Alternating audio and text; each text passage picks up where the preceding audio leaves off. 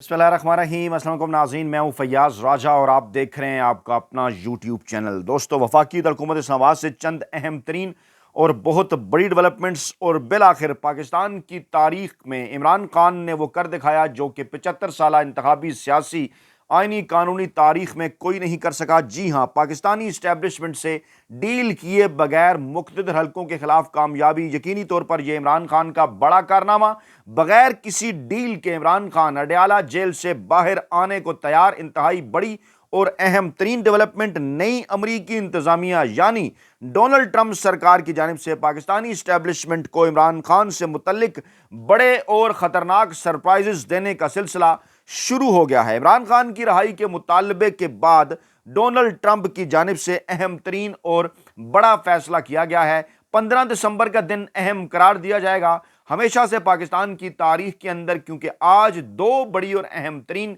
इस जो डेवलपमेंट्स हैं इस मामले के साथ साथ हुई हैं। एक इमरान खान की रहाई के हवाले से बड़ी डेवलपमेंट और दूसरा पाकिस्तान तहरीक इंसाफ का खैबर पख्तूनख्वा पेशावर समेत पूरे मुल्क के अंदर यौम शोहदा और बड़ी तादाद में पाकिस्तानी अवाम का रिस्पांस। जो फुटेजेस आ रही हैं खैबर पख्तूनख्वा और पेशावर से इंतहाई हैरान कुन है। पाकिस्तान में कई जगहों पर अजीब भोंडे अंदाज में रुकावटें भी डालने की कोशिश की, लेकिन इसके बावजूद बड़ी तादाद में पाकिस्तानी अवाम न सिर्फ खैबर पख्तूनख्वा के मुख्तलिफ शहरों में बल्कि पूरे पाकिस्तान में घरों से बाहर निकले और डी चौक में जो जालमाना तशद्दुद, जालमाना ऑपरेशन पाकिस्तान तहरीक इंसाफ के मासूम कारकुनान के खिलाफ किया गया था उस पर एहतजाज किया और यौम शोहदा बनाकर शोहदा को खराज तहसीन पेश किया। पूरी दुनिया से भी इसी किस्म की इत्तलात हैं। अमेरिका हो, यूरोप हो, मशरक़ वस्ता के ममालिक हो, वहाँ भी ओवरसीज़ पाकिस्तानी आज बड़ी तादाद में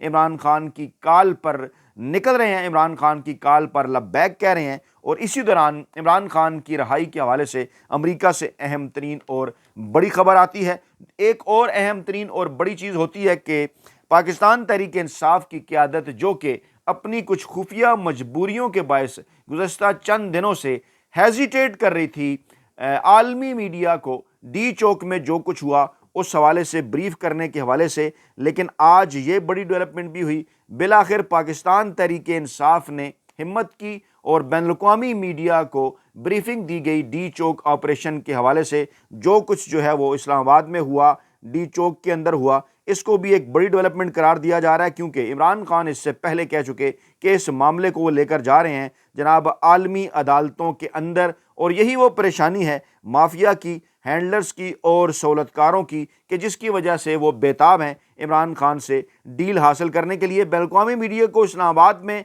होने वाले इस वाक़े के ऊपर ये जो ब्रीफिंग दी गई ये इसलिए भी इम्पॉर्टेंट है कि पहली दफ़ा बाकायदा तौर पर रिकॉर्ड का हिस्सा बनाते हुए इसके अंदर वीडियोज़ चलाई गई, डॉक्यूमेंट्रीज चलाई गई, फहरिस्त पेश की गई, कितने लोग शहीद हुए, कितने लोग ज़ख्मी हुए, कितने लोग गिरफ्तार हुए, कितने लोग लापता हैं। ये तमाम तर तफसीलात जो हैं वो बैनुल-अक़वामी मीडिया के सामने रखी गई। लेकिन पहले लेकर जाऊँगा जनाब मैं आपको नौमुंतखब अमरीकी सदर डोनाल्ड ट्रंप के उस ट्वीट की जानिब जो कि यकीनी तौर पर इमरान खान की रहाई से मुतल्लिक अहम तरीन जो है वो मानी रखता है। इंतहाई मानी खेज ट्वीट है। डोनाल्ड जे ट्रंप ने कहा, जनाब, I am please to announce Richard Elon Grenell as our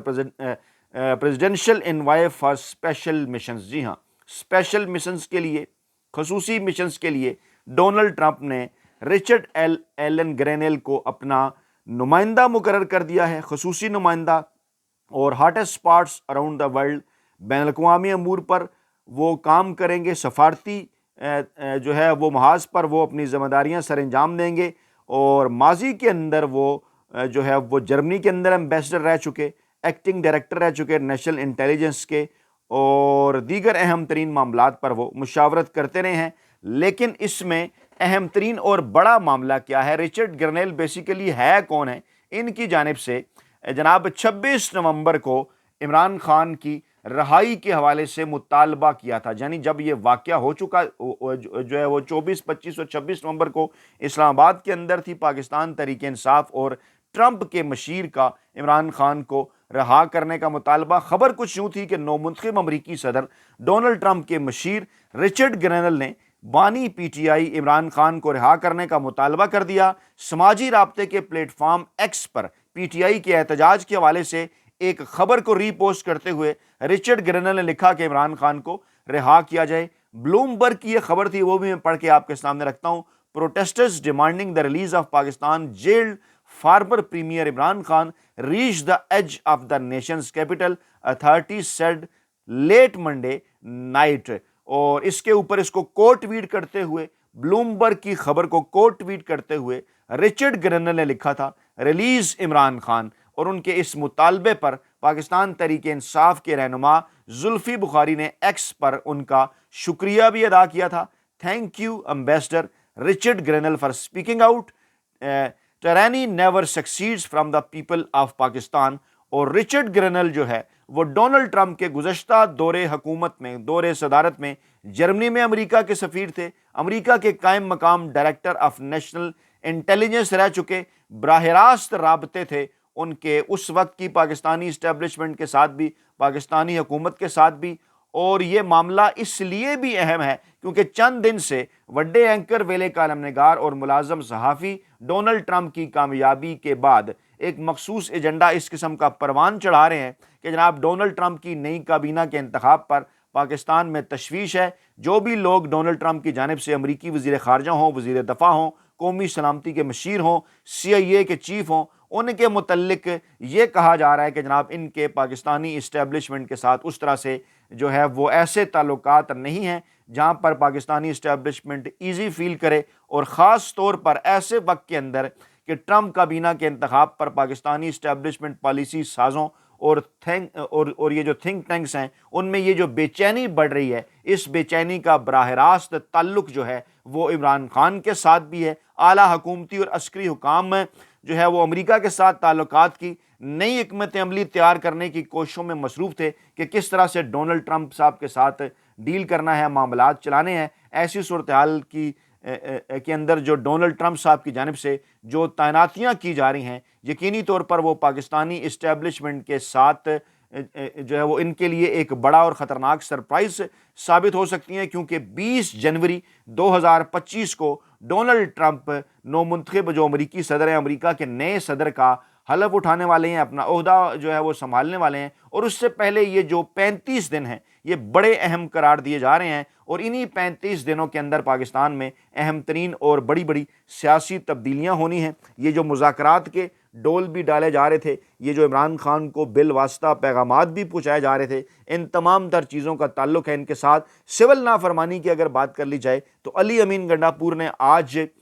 جو ہے وہ ایک بات کی کہ ابھی عمران خان صاحب کی جانب سے جو اعلان کیا گیا تھا سول نافرمانی کی تحریک کا، وہ ہم نے ابھی فی الحال اعلان نہیں کیا، میں نے اعلان نہیں کیا، عمران خان کی جانب سے اعلان کیا گیا ہے۔ جو ہمارے پارٹی قائد ہیں یقینی طور پر ہم ان کی ہدایات کے اوپر عمل کریں گے، لیکن ابھی یہ معاملہ اس طرح واضح نہیں ہے، اس طرح کلیئر نہیں ہے۔ جب اس حوالے سے کلیئر ہدایات آئیں گی تو ہم اس کے اوپر منون عمل کریں گے۔ اور پشاور میں وہ میڈیا سے بات کر رہے تھے، انہوں نے کہا کہ وفاق میں ہماری حکومت نہیں ہے، جس وجہ سے ہمیں مسائل کا سامنا ہے، وفاق سے خیبر پختونخوا کے پیسے لینے میں ہمیں مشکلات ہیں، لے کر رہیں گے۔ کے پی میں کام ہو رہا ہے، ہمارا ریونیو بڑھ رہا ہے، لوگوں کے مسائل حل ہو رہے ہیں۔ آئی ایم ایف کے تحت سب سے بہترین کارکردگی بھی کے پی کی ہے، ہم امن و امان بہتر کرنے پر کام کر رہے ہیں اور دہشت گردی کے خلاف بھی جنگ لڑ رہے ہیں۔ ان کا کہنا تھا کہ جب بھی کوئی تحریک چلتی ہے کے پی کے فرنٹ لائن پر ہوتا ہے۔ سول نافرمانی کا اعلان میں نے نہیں کیا، عمران خان نے کیا، لیکن اس کے باوجود عمران خان جو فیصلہ کریں گے ہم اس پر عمل کریں گے۔ ابھی کیونکہ یہ سول نافرمانی کا معاملہ واضح نہیں ہے،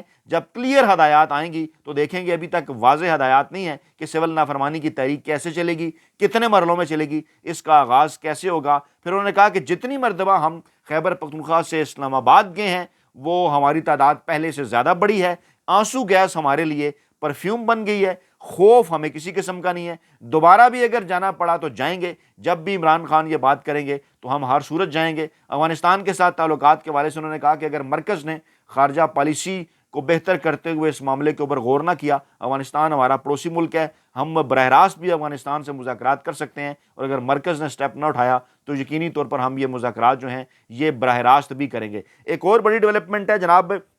صوبہ سندھ کے اندر تو 25 اور 26 اور 27 دسمبر کی چھٹیاں دی گئی تھیں، جس میں جو ہے وہ جناب علی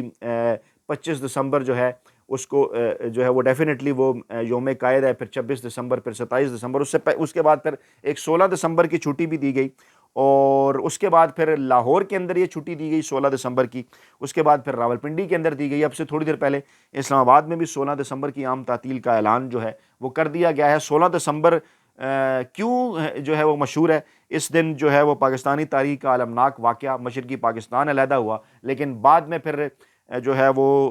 16 دسمبر کو ایک واقعہ جو ہے وہ پشاور میں APS اسکول کا بھی ہو گیا، اور اس حوالے سے اس کو یاد کیا جانے لگا۔ لیکن اب جب کہ آج 15 دسمبر کو پاکستان تحریک انصاف یوم شہداء جو ہے وہ پورے پاکستان کے اندر منا رہی ہے، یہ جو عام تعطیل ہے اس کا اعلان کیا گیا، ٹی وی چینلز اس کو لنک کر رہے ہیں کہ یہ جناب APS کے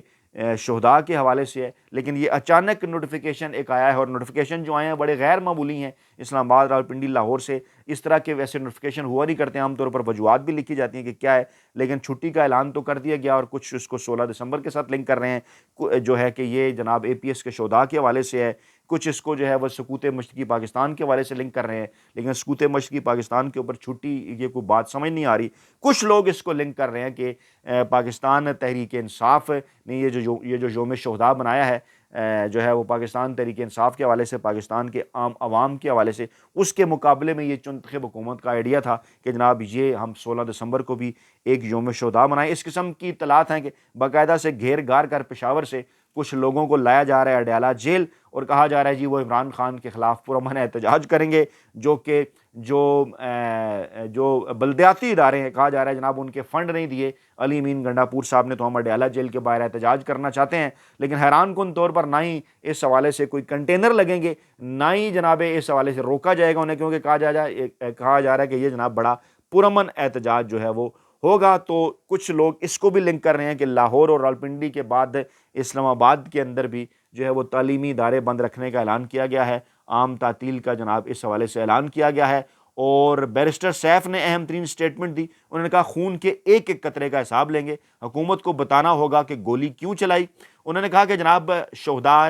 ڈی چوک کو خراج عقیدت پیش کرنے کے لیے پورے ملک کے اندر دعائیہ تقریبات منعقد کی جا رہی ہیں، آج شہداء کے خون کا حساب لینے کا عزم کیا جائے گا، اور شہداء کے خون کے ایک ایک قطرے کا حساب لیا جائے گا۔ جعلی حکومت کو جواب دینا ہوگا کہ گولی کیوں چلائی، نہتے کارکنوں کا خون رائے گاں نہیں جائے گا، معصوم کارکنوں کا خون بہانا شریف خاندان کا وتیرہ بن چکا ہے، ماڈل ٹاؤن میں حاملہ خواتین پر سیدھی گولیاں چلائی گئیں، ہر دور میں اپنے اقتدار کو طول دینے کے لیے معصوم شہریوں کا خون بہایا گیا، اور نہتے کارکنوں کا خون ملک میں آئین اور قانون کی بحالی کا پیش خیمہ ثابت ہوگا۔ اسی طرح سے جناب بڑی خبریں جو ہیں وہ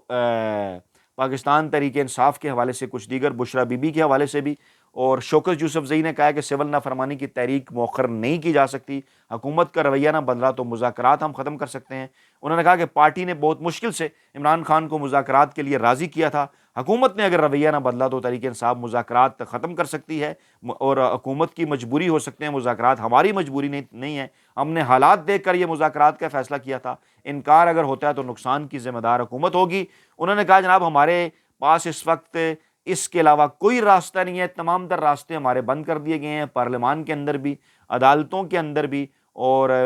ہمیں کہا تو ہے محمود خان چکزئی نے کہ اس تحریک کو ملتوی کریں، لیکن ہمارے پاس فی الحال کوئی راستہ نہیں ہے، اور عمران خان اس حوالے سے جو جناب ہمیں جو ہے وہ اس حوالے سے احکامات دیں گے اس کے اوپر عمل ہوگا۔ عطا طاہر نے پھر ایک بار اس قسم کا بھونڈا دعویٰ کیا کہ بشرا بی بی نے علی امین گنڈا پور کے اوپر جو ہے وہ پتھراؤ کرایا۔ ان کا آج بھی اسی قسم کی تھیوری ہے کہ اپنے بڑے اینکروں، ویلے کرم نگاروں، ملازم صحافیوں کو استعمال کرتے ہوئے، میڈیا کو استعمال کرتے ہوئے جناب پاکستان تحریک انصاف کے اندر کنفیوژن جو ہے وہ پھیلائی جائے۔ کبھی رانا ثناء اللہ جیسے صاحبان پاکستان تحریک انصاف کے سوشل میڈیا کے خلاف بڑا چیختے چلاتے ہیں کہ جناب وہاں سے جھوٹی خبریں آ رہی ہیں، کبھی سعید غنی صاحب جیسے لوگ اچانک اود کے سامنے آتے ہیں اور بات کرتے ہیں کہ عمران خان جو ہیں وہ تمام مسائل کی جڑ ہے، کیونکہ انہیں اچھی طرح سے اس بات کا اندازہ ہے، چاہے پاکستان کا مافیا ہو، ہینڈلرز ہوں، سہولت کار ہوں، اداروں کے اندر